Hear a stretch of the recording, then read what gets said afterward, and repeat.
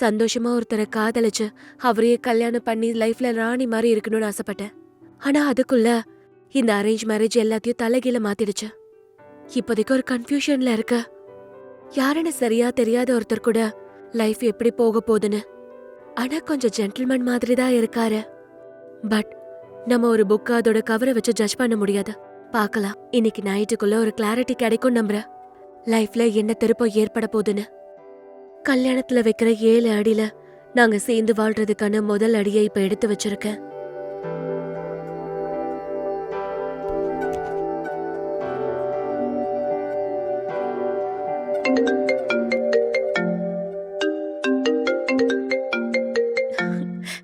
சொல்லுமா.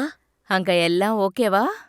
ஹா, எல்லாம் இப்போதைக்கு ஓகேவா தான் இருக்கு. அது சரி, என்னடி அந்த Dress போட்டிருக்க? நைட் ஆனா நைட் ட்ரெஸ் தானம்மா போட்டுட்டு இருப்பாங்க. சரியா போச்சு. ஃபர்ஸ்ட் நைட்டுக்கு யாராவது அந்த Dress போடுவாங்களா? போய் மாத்திட்டு வா.